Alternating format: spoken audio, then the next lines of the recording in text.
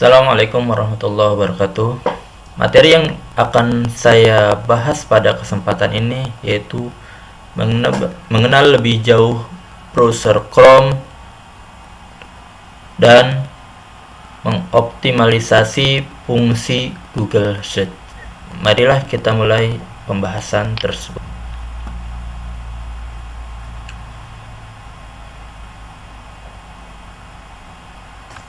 Mengenal lebih jauh browser Chrome. Mungkin Bapak Ibu ada yang bertanya, kenapa harus membahas Google Chrome, padahal Google Chrome ini Bapak Ibu pasti sudah bisa menggunakannya. Nah, apa saja yang akan kita bahas dalam bahasan kali ini? Ini adalah bahasan yang akan kita bahas dalam video ini. Yang pertama, kita akan membahas fungsi, sejarah, dan kompetitor Google Chrome. Berikutnya, login dan mengaktifkan sinkronisasi, membuat bookmark, menjalankan kerahasiaan informasi dengan penyamaran atau incognito, menggunakan Omnibox, install atau hapus ekstensi dan tema dari Google Web Store, dan setting aplikasi yang terintegrasi dengan Google Drive supaya bisa berjalan offline. Kita langsung ke pembahasan pertama. Fungsi, sejarah, dan kompetitor Google Chrome. Chrome merupakan salah satu aplikasi browser atau perambah yang dibuat dan dirancang oleh Google.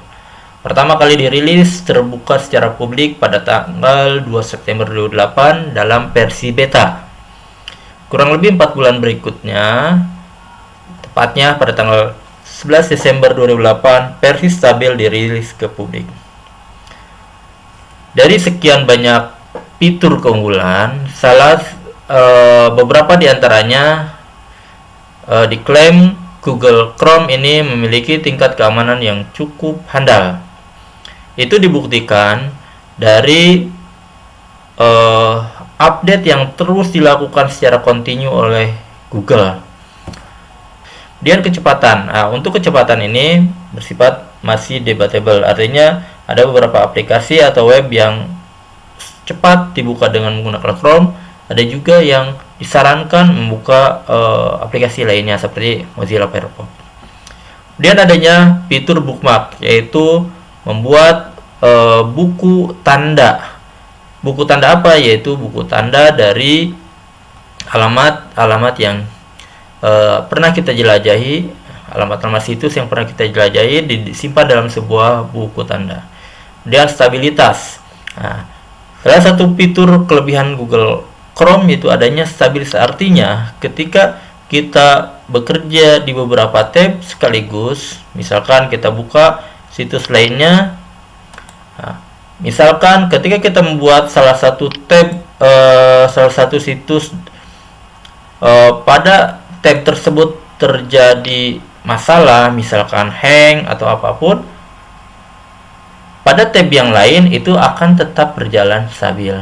Nah, itu adalah stabilitas. Dan adanya dukungan ekstensi, tema, dan adanya proses sinkronisasi. Apa saja kompetitor yang dimiliki oleh Google Chrome? Di antaranya Chromium. Nah, ini Chromium. Kita lihat, ini logonya Chromium. Dan ada Firefox.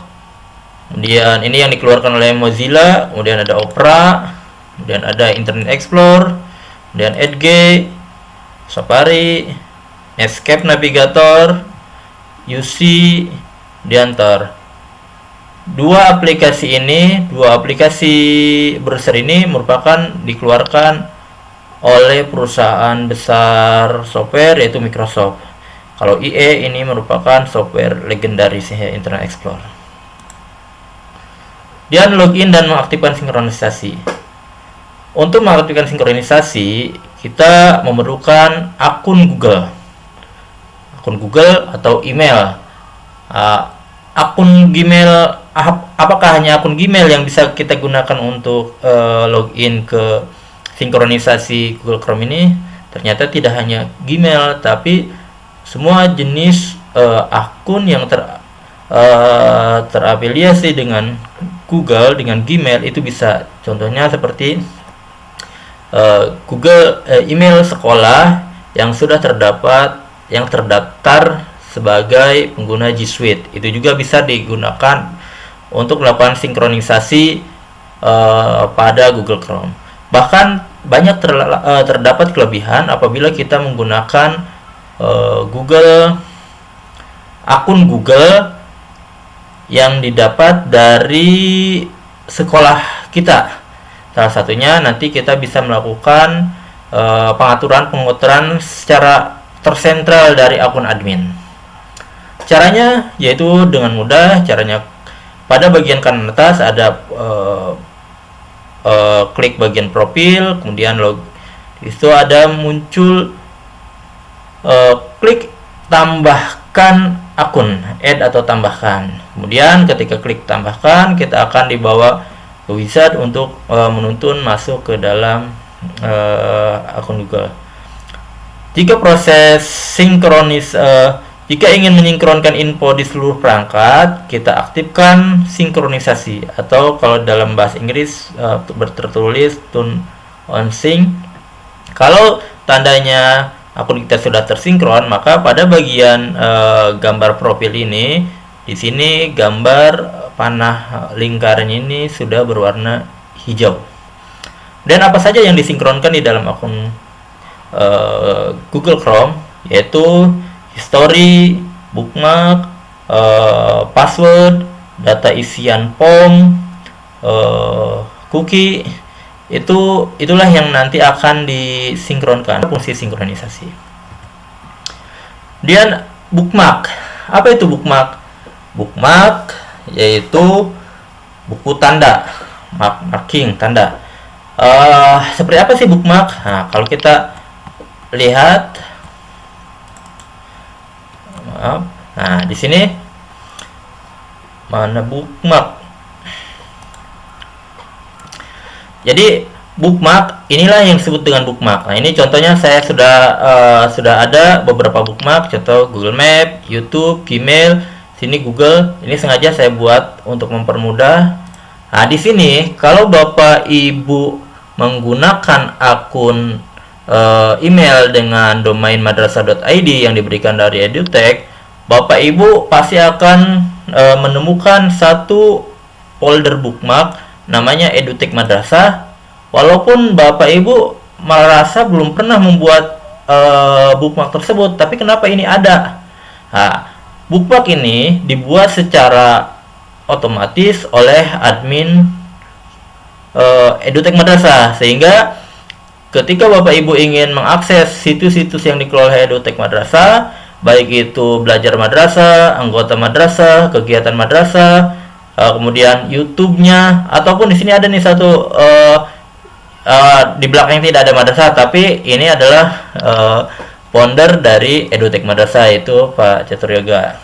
Nah, ini Bapak Ibu tidak harus membuat, sehingga dengan melihat ini, ketika misalkan di sekolah Bapak Ibu sudah menerapkan G Suite, sehingga Bapak Ibu juga bisa menerapkan seperti ini. Di pengaturan administrator, membuat bookmark untuk situs-situs yang penting yang disarankan untuk siswa, sehingga siswa tidak usah repot-repot membuat bookmark lagi. Kita kembali ke bagaimana cara membuat bookmark. Untuk membuat bookmark, caranya kita bisa ikuti langkah-langkah ini, yaitu klik tanda pada bagian ini, kemudian klik bookmark. Nah, di sini kalau kita mau langsung membuat bookmark, tinggal klik saja bookmark this tab. Tapi kalau ingin lebih lanjut, maka kita klik bookmark manager, maka akan dibuka di sini. Untuk menambahkannya, tinggal tambah di sini.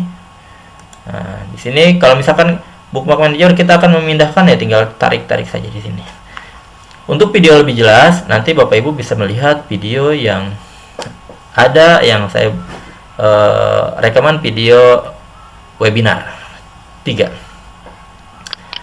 Kita lanjut. Tadi di bookmark apa yang bisa dilakukan, yaitu mencari bookmark, mengedit bookmark, mengelompokkan bookmark, mengurutkan, menghapus bookmark, mengimpor bookmark, dan setelan. Berikutnya, apalagi yang akan kita bahas di dalam apa saja yang bisa kita lakukan di Google Chrome. Nah, kita dapat mengakses Google Chrome secara mode penyamaran atau incognito. Kapan ini dilakukan atau apa fungsi kita melakukan ini? Jadi, jika kita ingin apabila aktivitas penjelajahan yang kita lakukan itu secara tidak ingin diketahui oleh orang lain, dan biasanya ini disarankan ketika menggunakan fasilitas-fasilitas publik. Contohnya, misalkan kita ingin membuka email di tempat umum, misalkan di bandara, mohon dengan sangat kita harus menggunakan akun ini. Kenapa demikian? Khawatirnya kita lupa logout. Misalkan kita buka email, kita setelah ini karena buru-buru takut ketinggalan pesawat, kita langsung tinggalkan saja, padahal email kita masih login. Maka kalau kasusnya seperti itu, maka siap saja. Misalkan jangan kaget kalau misalkan media sosial kita ada yang menghack. Itu sebenarnya bukan kelemahan dari media sosial, tapi kelemahan kita karena lalai di dalam pengelolaan email. Ini incognito itu bagaimana cara menggunakan mode penyamaran? Caranya pada bagian sebelah kanan browser, titik 3, klik, kemudian di situ ada, kalau dalam bahasa Indonesia itu ada jendela penyamaran. Maka ketika diklik akan muncul layar hitam. Nah, layar hitam seperti ini, dan biasanya logonya itu orang seperti pakai topi dan pakai kacamata. Ya, identik dengan biasanya penyelidikan, penyamaran. Ya. Caranya tadi seperti tadi. Kalau selain menggunakan cara tersebut, kita juga bisa menggunakan Shift Ctrl N untuk Windows dan Linux atau Chrome OS, atau kalau dengan menggunakan Mac OS itu simbol seperti ini +Shift+N. Nah, ini ada catatan yang perlu Bapak Ibu ketahui di dalam penggunaan mode penyamaran ini. Yang pertama yang perlu Bapak Ibu ketahui, Chrome tidak akan menyimpan histori penjelajahan, kemudian cookie, data situs, kemudian isian, kemudian informasi yang dimasukkan tadi informasi dalam formulir, dan password yang tersimpan. Catatan yang kedua yang perlu diperhatikan adalah file yang Bapak Ibu download atau bookmark yang dibuat itu akan tetap aman. Jadi jangan sampai saya membuka dalam mode penyamaran, bagaimana nanti hasil downloadannya, apakah akan hapus juga ketika browser ditutup? Itu tidak. Bookmark atau download, file yang di-download itu tetap aman.